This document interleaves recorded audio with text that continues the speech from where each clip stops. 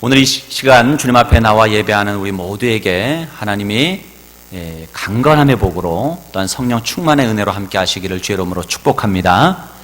오늘은 우리 교단에서 순교자 기념주일로 지키는 날입니다. 이번 달 주제는, 우리 교회의 주제는 가족 구원의 달입니다. 저는 이 두 주제가 결코 떨어져 있다고 생각하지 않습니다. 여러분, 우리가 구원하기 가장 어려운 사람이 있다면 사실은 가족이에요. 너무나도 나를 잘 알고 그렇기 때문에 어찌 보면 쉽게 올 수도 있는데 어려우면 가장 어려운 분들이 우리 가족인 것 같아요.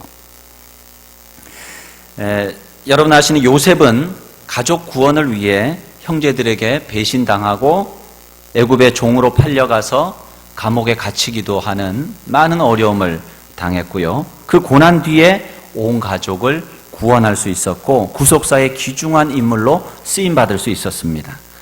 가족 구원을 위한 이 요셉의 고난이 결코 순교에 뒤지지 않는다고 생각합니다. 또한 빌립보 감옥의 간수를 구원하기 위해서 바울과 실라는 매를 맞고 옥에 갇혔습니다. 그리고 옥문과 착고가 열릴 때에 그들은 살기 위해 도망치지도 않았고 간수에게 복음을 전함으로 그 온 가족을 구원해냈습니다. 그 전도를 위한 고난이 결코 순교에 뒤지지 않는다라고 생각합니다. 이 가을에 여러분 가족 구원을 위한 순교적 결단을 하시고 또한 기도와 섬김과 희생을 감수한다면 반드시 구원의 열매를 맺을 줄로 믿습니다. 기독교의 역사는 순교의 역사요 또한 선교의 역사입니다. 이 순교와 선교는 뗄래야 뗄 수 없는 관계예요. 기독교 2000년 역사 가운데에 순교자를 통해서 복음이 확장되어졌음을 우리는 잘 압니다.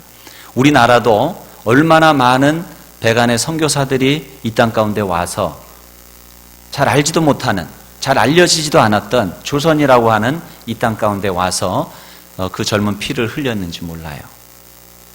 저기 양화진이라고 하는 서울 양화진에 가보면 많은 선교사들의 묘역이 거기에 그것을 웅변해 주고 있습니다. 순교는 예수님의 십자가로부터 시작되었어요. 예수님이 그렇게 죽으셨던 것처럼 많은 하나님의 사람들이 자신의 목숨을 바쳤습니다. 예수님의 제자들이 그러했습니다. 초대교회 많은 성도들이 그러했습니다.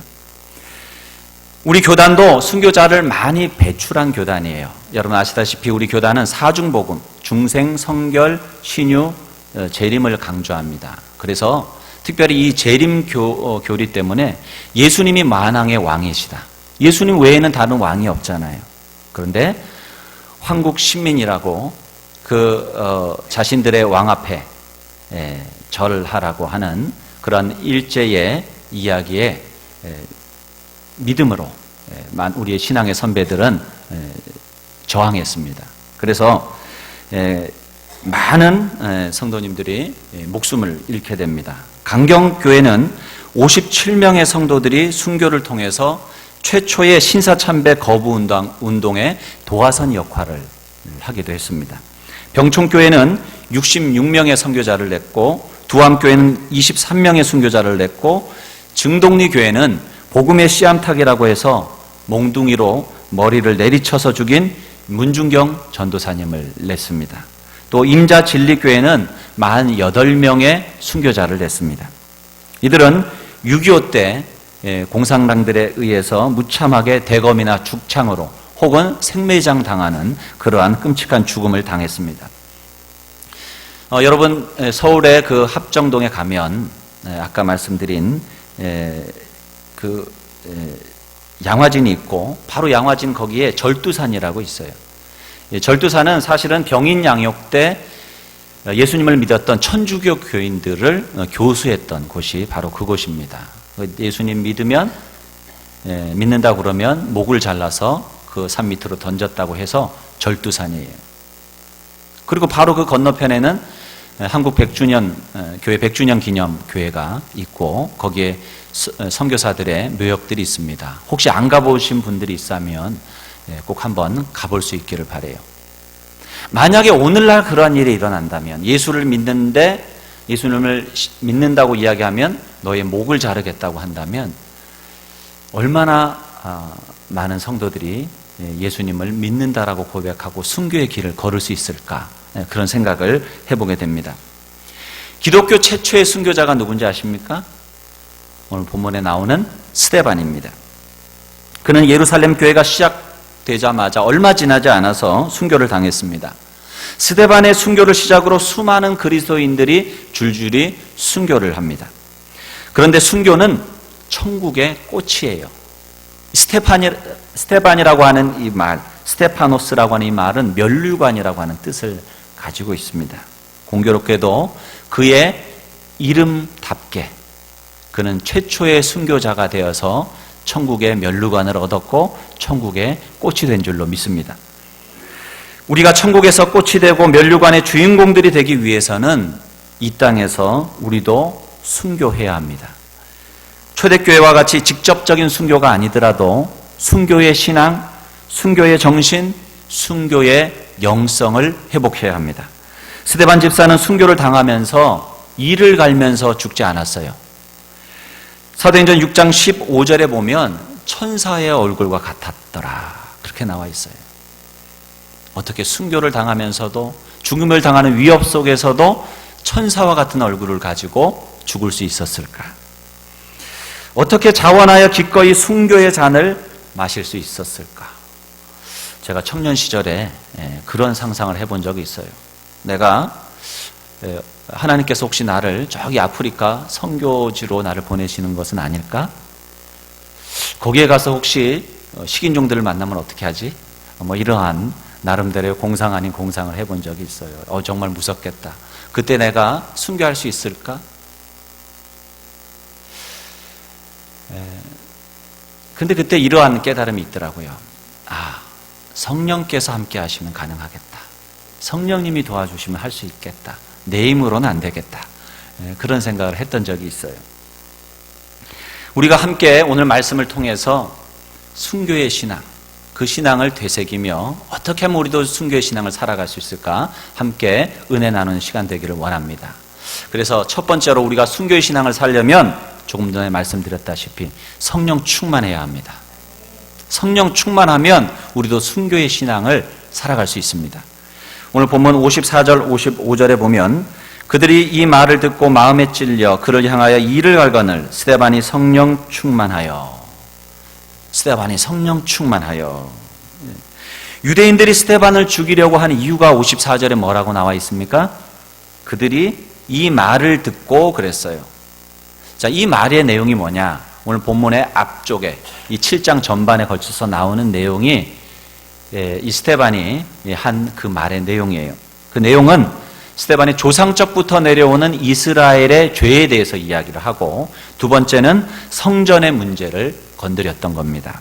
이스라엘 사람들에게 성전은 아주 예민한 문제예요. 그들의 자존심 같은 거예요.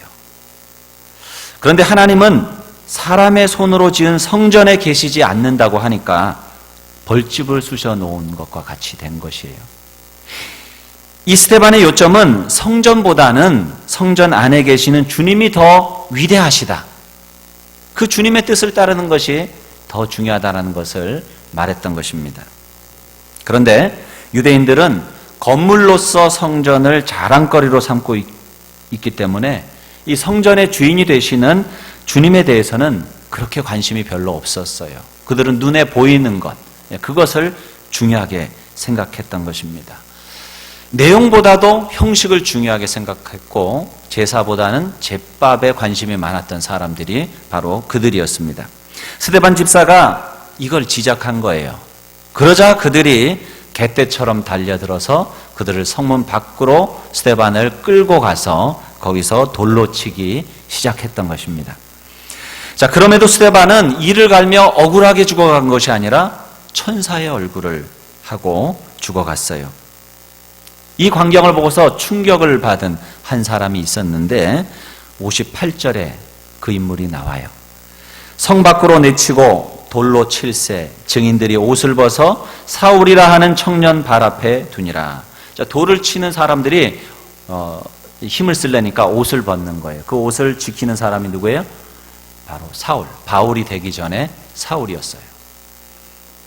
도대체 예수라고 하는 사람이 누구기에 그 예수라고 하는 사람을 전하기 위해서 그렇게 돌에 맞아 죽는가? 아마 이 사울은 충격을 받았을 것이고 그가 예수님을 믿는데 하나의 큰 밑거름이 되지 않았을까 그런 생각을 합니다. 55절에 보면 스데반이 성령 충만하여, 이 스데반의 죽음의 비결은 바로 여기에 있었어요. 성령 충만하지 않고는 어림도 없습니다. 성령 충만하니까 가능한 사건이에요. 자, 그렇다면 성령 충만하면 어떻게 되느냐? 죽음도, 두려움도, 걱정도, 근심도 이겨낼 수 있어요. 여러분, 스데반뿐만이 아니에요. 사도행전 4장 19절로 20절에 보면 베드로와 요한이 이렇게 이야기합니다. 하나님 앞에서 너희의 말을 듣는 것이 하나님의 말씀을 듣는 것보다 옳은가 판단하라. 우리는 보고 들은 것을 말하지 아니할 수 없다 하니. 여러분, 이 말씀을 베드로와 요한이 누구에게 하고 있는지 아십니까? 지금 공의회에 있는 그 공의회 회원들에게 지금 이야기를 하고 있는 거예요. 그 공의회는 예수님을 십자가 처형으로 이끈 그 공의회예요. 다른 말로 하면 베드로와 요한이 입 한 번 잘못 놀리면 거기서 그들도 예수님처럼 사형을 당하는 길로 걸어갈 수도 있는 위험천만한 장소가 그곳이에요. 보통 사람들 같으면 말도 제대로 꺼낼 수 없는 그 자리에서 그들은 거침없이, 두려움 없이 그리스도의 복음을 선포하고 있는 거예요. 당신들의 말을 듣는 것보다 하나님의 말씀을 듣는 것이 옳지 않겠습니까? 라고 이야기를 하고 있어요. 저들의 위협에 전혀 굴하지 않는 거예요. 왜 그랬을까요? 그들이 성령 충만했기 때문입니다. 성경에서 말하는 성령 충만은 성령의 능력에 사로잡힘 받은 상태를 말합니다.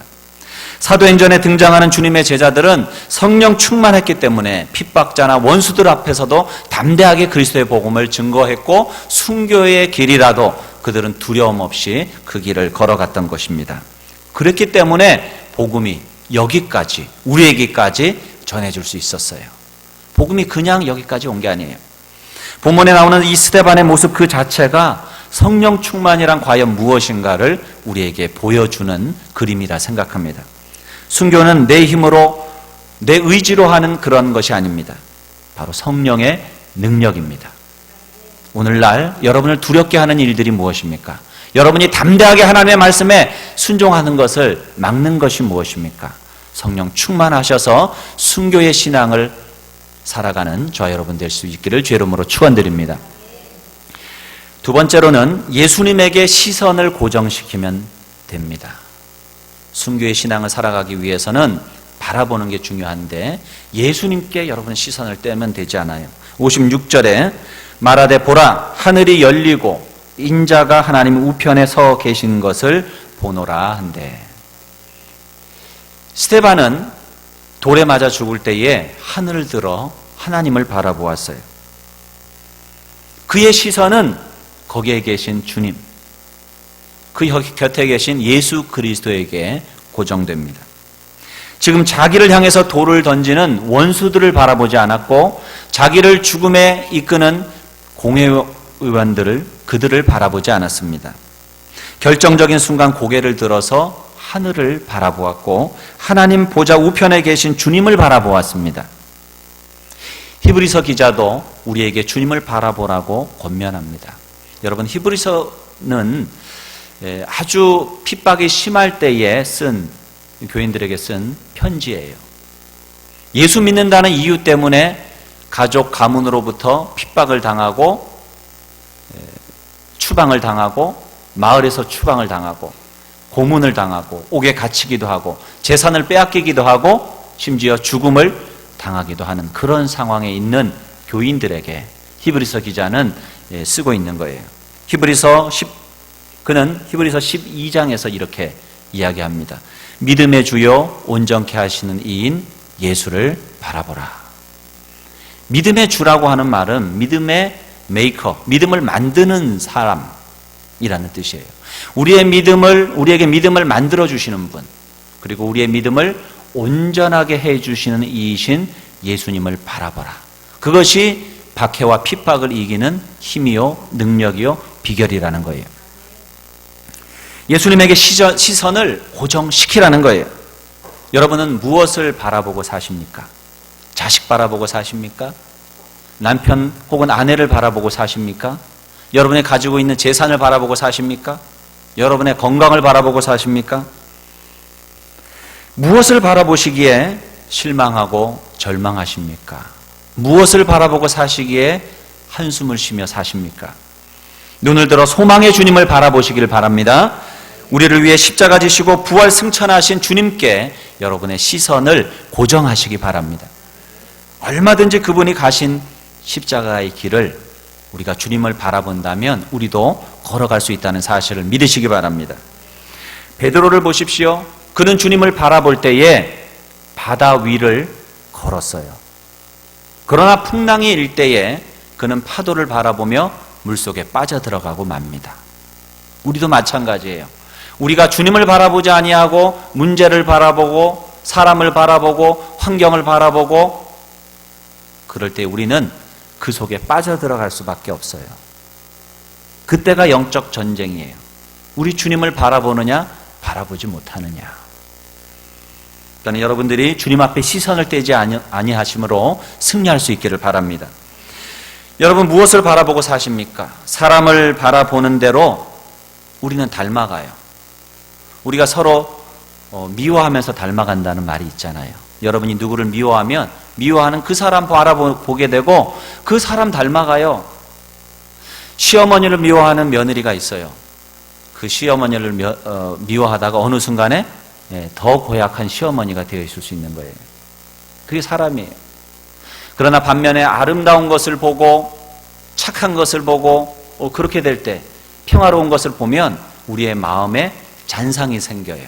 그래서 우리의 마음도 그렇게 변화되고 그러한 삶을 살아가는 거예요. 무엇을 보느냐가 중요한 거예요.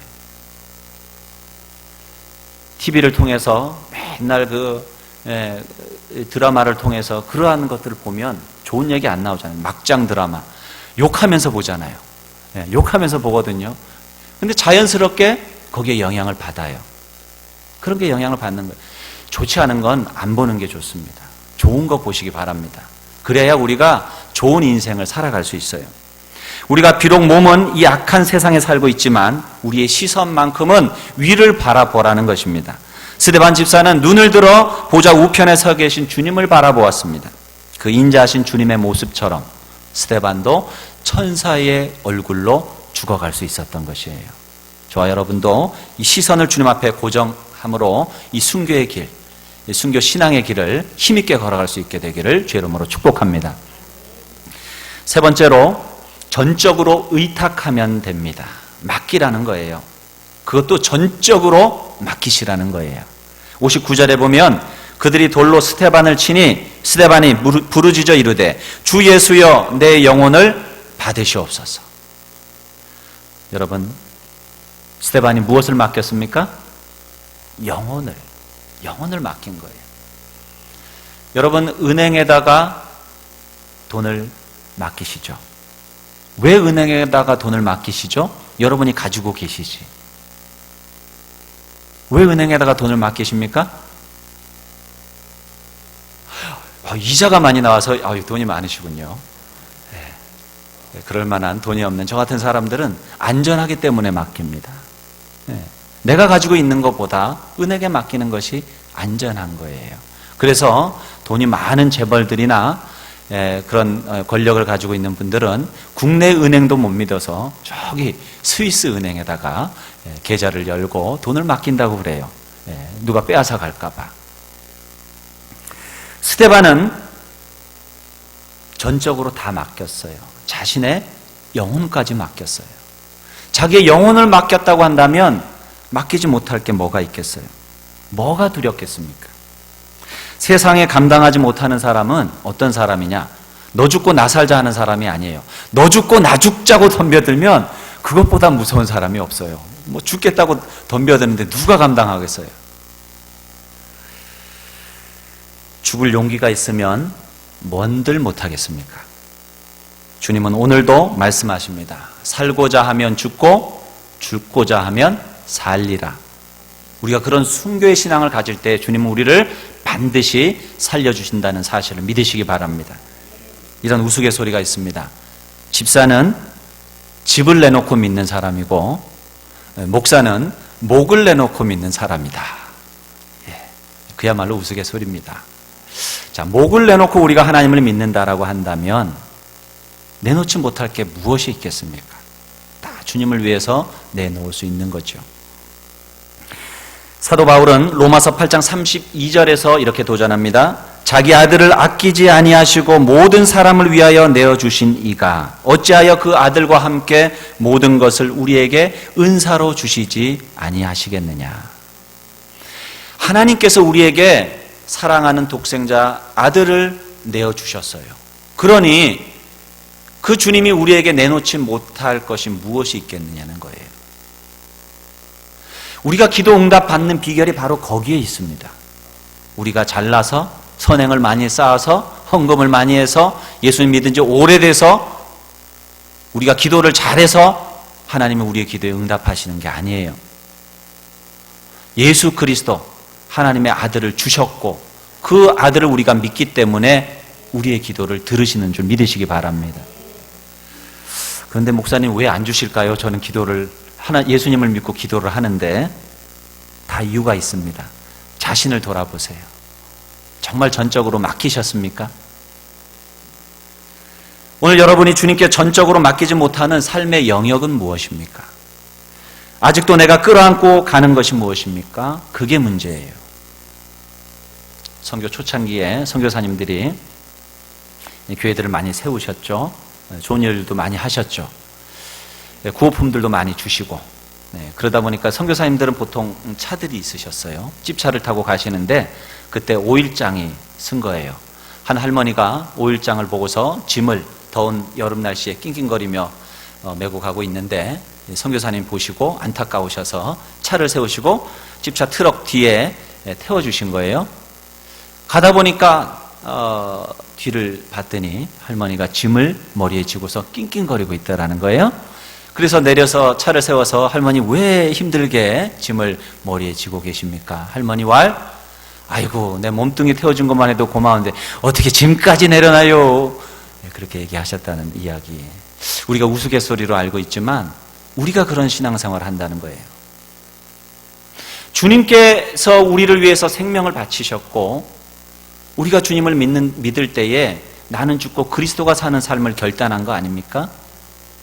그런데 왜 우리는 이렇게 힘든 인생을 살아갑니까?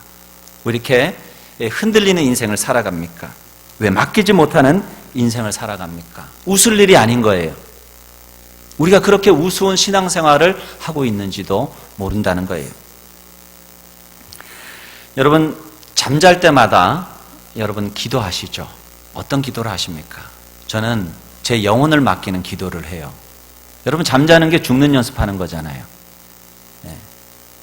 하나님 그렇게 평안하게 죽으면 좋겠습니다. 내 영혼을 주님 앞에 맡깁니다. 하나님 감사합니다. 그리고 아침에 일어날 때도 기도하잖아요. 주님 나에게 이 삶을 주셔서 감사합니다. 주님의 영광을 위해서 살게 해 주십시오. 여러분 그것이 순교의 신앙이라고 생각합니다. 자동차 타고 여러분 벨트 매실 때 기도하시죠? 안 하십니까? 당연히 나는 사고가 없고 평안할 것이라고 생각하십니까? 내 영혼을 맡기셔야 돼요. 여러분이 영혼을 맡기시면 못 맡길 게 무엇이 있어요? 주님 앞에 여러분의 영혼을 맡김으로 이 순교의 신앙 살아가시기를 주의 이름으로 축원드립니다. 마지막으로 용서하면 됩니다. 용서하면 순교의 신앙 살아갈 수 있어요. 어느 부부가 싸움을 했는데 이 부부가 집사예요. 그것도 아주 신앙생활 열심히 하는 집사들이네요. 그런데 둘이 싸웠어요. 집사라도 싸우면 똑같죠. 서로 냉전이 시작이 된 거예요. 부인은 청소도 잘 안 하고 이제 태업을 시작했습니다. 한 주간을 그냥 남편은 남편대로 화가 나가지고 이제 또 그러고 있고 그래도 주일은 지켜야죠. 주일날 예배 드리고 왔는데 싸우면 몸도 안 좋잖아요. 마음만 안 좋은 게 아니라 부인이 실제로 아픈 거예요. 그래서 끙끙거리고 있는데 저녁 예배 시간이 된 거예요. 남편이 저녁 예배를 갔다 오는 거예요. 갔다 오고 나서더니 갑자기 그 저녁에 돌아와서는 청소를 하기 시작하는 거예요. 그리고 설거지를 하기 시작하는 거예요. 조금 있으니까 빨래를 돌리기 시작하는 거예요. 그 저녁에 그렇게 사랑을 표현하는 거예요. 그것을 보고서 이 아내가 다음 날 너무 감사하잖아요. 이거 틀림없이 이 저녁 설교 시간에 목사님이 아내를 사랑하라는 설교를 했을 거야. 이렇게 생각을 하고 목사님께 감사한 마음을 가지고 과일 바구니를 준비해서 감사를 표현하려고 목사님을 찾아간 거예요. 목사님, 어제 저녁 예배 시간에 혹시 아내를 사랑하라는 설교를 하지 않으셨어요? 왜 그러세요, 집사님? 글쎄, 어제 저녁에 저희 남편이 확 변했더라고요. 저를 위해서 그렇게 사랑을 표현하더라고요. 그때 목사님이 그렇게 대답을 하십니다. 참 이상하다. 어제 저녁에 했던 설교의 제목은 내 원수를 사랑하라였는데 원수까지도 사랑하라고 그 남편이 그렇게 실천을 했나 봅니다. 여러분, 아내 사랑하기를 원수같이 그렇게 사랑하면 되겠습니까? 성경은 원수를 사랑하라 그렇게 이야기를 하고 있어요. 60절에 이 스데반은 이렇게 자기에게 돌을 던지는 사람들을 향하여서 이렇게 기도합니다. 주여, 이 죄를 그들에게 돌리지 마옵소서. 용서해요. 나를 죽이는 사람, 나에게 해를 입히는 사람을 향해서 저들의 죄를 그들에게 돌리지 마십시오. 이게 용서예요. 이런 우스갯소리가 있습니다. 오늘 목사님이 용서에 대한 설교를 하기 위해서 설교 시간에 성도님들한테 이렇게 질문을 던졌습니다. 여러분 중에 지금까지 이웃과 원수 맺지 않고 산 사람이 계시다면 한번 손을 들어 보십시오. 아무도 없을 줄 알고 이렇게 딱 질문을 던졌는데 어느 90대에 계신 할아버지가 손을 번쩍 드시는 거예요. 목사님이 갑자기 당황이 됐어요. 그래서 물었습니다.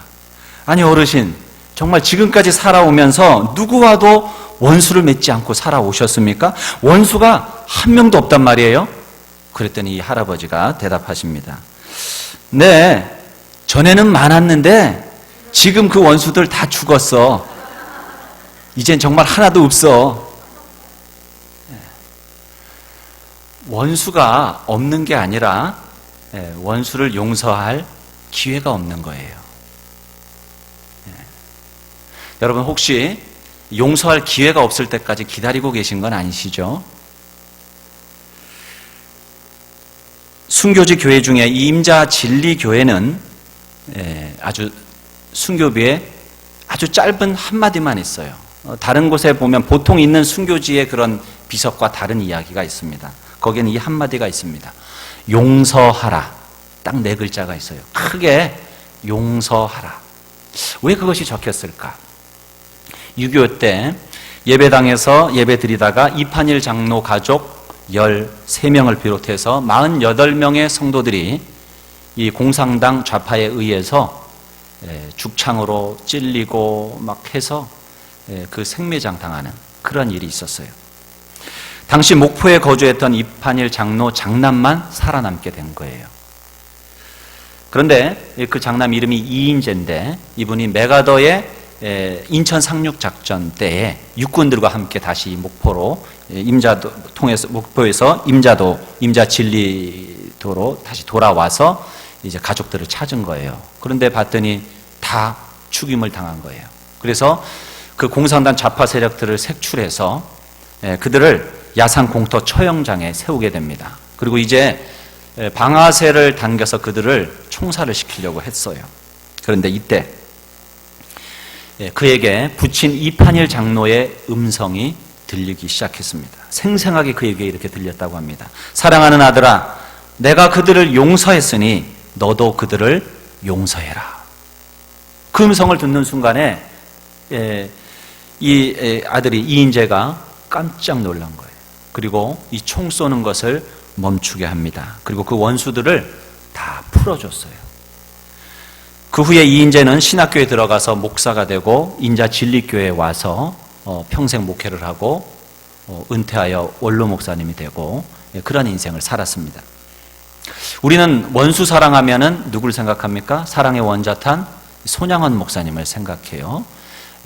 동인이 동신이 두 아들을 죽인 그 공산당 좌파 세력의 젊은이를 자신의 양 아들로 삼은 그러한 이야기에 우리는 많은 감동을 받습니다. 그런데 우리 교단에 어찌 보면 그분보다 더 대단하지 않습니까? 13명의 가족을 죽인 사람이에요. 그 사람들을 용서해 준 그런 분이 있다는 사실에 우리가 마음 뿌듯함을 느꼈으면 좋겠습니다. 우리 신앙의 선조들이 그렇게 신앙생활을 했고 하나님의 교회를 지켜왔어요. 뿐만 아니라 아직도 세계 곳곳에는 이러한 이판일 장로님과 같은 분들, 또한 스데반 집사와 같은 분들이 곳곳에 있는 거예요. 오늘 우리가 예수님을 믿을 수 있는 것도 어찌 보면 그러한 분들의 신앙이 있었기 때문이라고 저는 믿습니다. 오늘 혹시 여러분이 죽이고 싶도록 미워하는 그런 사람이 있으십니까? 그 원수 용서할 때에 여러분 비로소 순교 신앙을 살아갈 수 있는 거예요. 주님이 원수인 나에게 어떻게 하셨는지를 여러분 기억해 보세요. 우리가 예수님 믿기 전에 우리와 우리 주님 사이의 관계는 친구 관계가 아니라 원수 관계였어요. 로마서 5장 10절에 보면 곧 우리가 원수 되었을 때에 그렇게 이야기하고 있어요. 주님과 우리는 원수셨어요. 그때에 그의 아들의 죽으심으로 말미암아 하나님과 화목하게 되었은즉 화목하게 된 자로서는 더욱 그의 살아나심으로 말미암아 구원을 받을 것이니라. 우리가 원수 되었을 때에 예수 그리스도를 우리 가운데 보내셔서 화목제물 삼으셨어요. 예수님이 우리가 하나님과 원수 되었을 때에 십자가에 달려 죽으심으로 하나님과 우리 사이를 화해시킨 것입니다. 그렇다고 한다면 우리 또한 이 주님의 용서의 사랑을 실천해야 될 줄로 믿습니다. 정말 십자가에 달리셔서 자신을 십자가에 못 박은 원수들을 위해서 주님이 뭐라고 말씀하셨습니까? 십자가 위에서 누가복음 23장 34절에 보면 이에 예수께서 이르시되 아버지 저들을 사하여 주옵소서 자기들이 하는 것을 알지 못함이니이다. 예수님을 십자가에 못 박았던 그 사람들을 향해서 예수님은 저들의 죄를 용서해 주십시오. 자기들이 지금 뭘 하고 있는지 모르고 있기 때문입니다. 그런데 여러분 이와 같은 비슷한 말을 누가 했어요? 오늘 본문에 보면 스데반이 똑같은 말을 하고 있는 거예요. 저들의 죄를 저들에게 돌리지 말아달라고. 자기를 향해 돌을 던지는 원수들을 위해서 스데반은 그런 용서의 기도를 하고 있습니다. 여러분 스데반 집사가 그렇게 용서했다면 우리라고 못할 이유가 어디에 있습니까? 우리도 그가 믿는 똑같은 하나님을 믿고 우리도 그가 받은 똑같은 성령을 받았고 우리도 그가 받은 똑같은 용서를 받은 사람들이 아닙니까? 그렇다면 우리도 그와 같은 용서의 사랑을 해야 될 줄로 믿습니다. 이판일 장로님의 아들 이인재가 용서했다면 우리가 못할 것이 뭐예요? 우리도 할 수 있습니다. 오늘 우리가 순교 정신을 가지고 산다는 것은 단순히 대단하다 머릿속에 있는 것이 아니라 실제적으로 우리의 관계 속에서 적용돼야 되는 일입니다.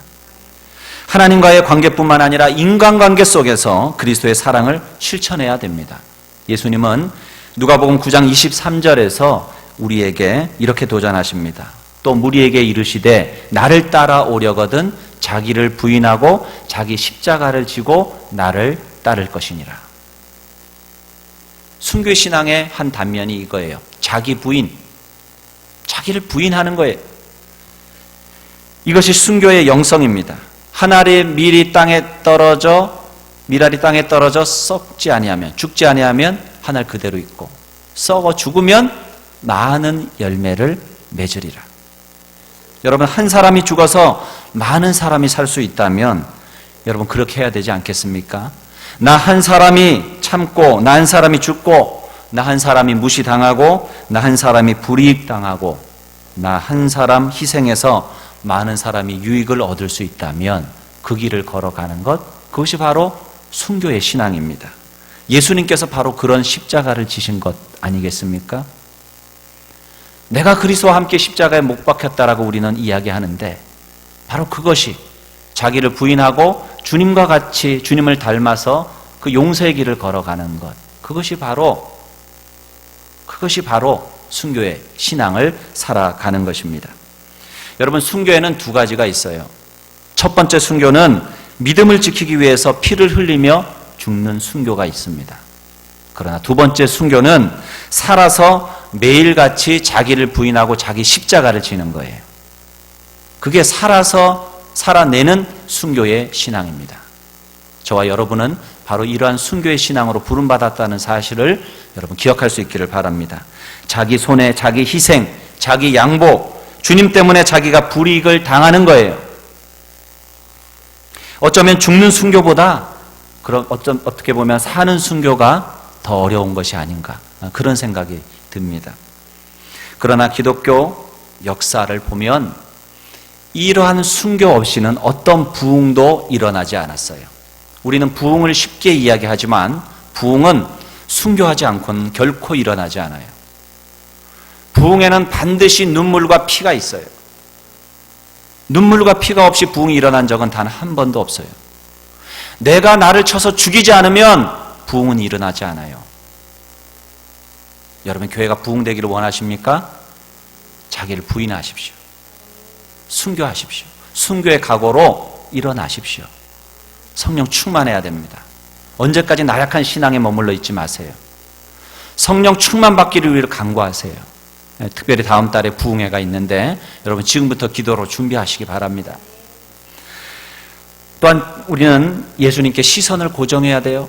주님만 바라보아야 돼요. 딴 것 바라보지 마세요. 시선을 빼앗기지 않도록 주의하시고 주님께 모든 것을 맡기세요. 맡기셔야 돼요. 나의 생명까지 맡기십시오. 그리고 용서하십시오.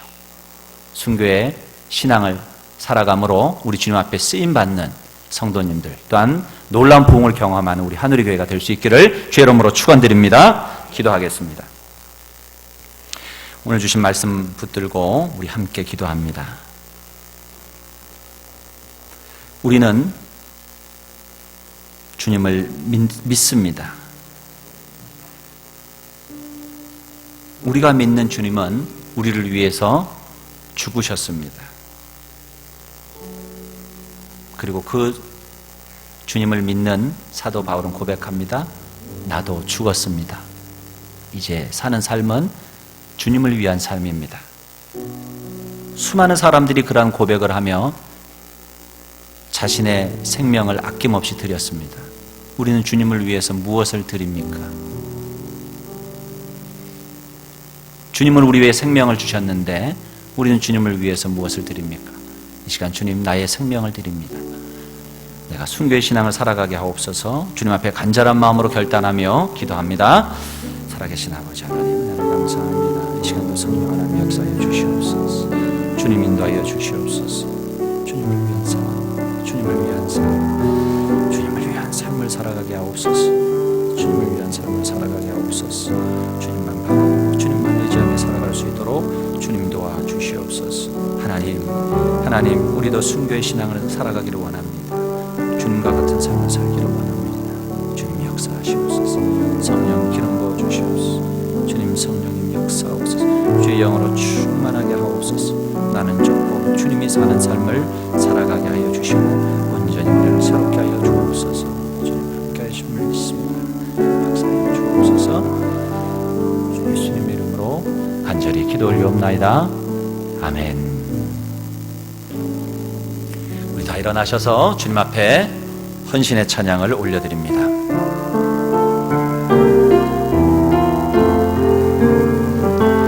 진정한 예배가 숨쉬는 교회, 주님이 주인 되시는 교회, 믿음의 기도가 쌓이는 교회, 최고의 찬양을 드리는 교회, 말씀이 살아 움직이는 교회, 성도의 사랑이 넘치는 헌신이 기쁨이 되어 열매 맺는 아름다운 교회, 주님의 마음 닮아서 이웃을 사랑하는 교회, 주님의 영광을 위해서 빛 대신 주님 전하는 교회, 사랑의 불꽃이 활짝 피어나 날마다 사랑에 빠지는 교회, 주께서 사랑하는 우리 교회가 이런 교회 되게 하소서.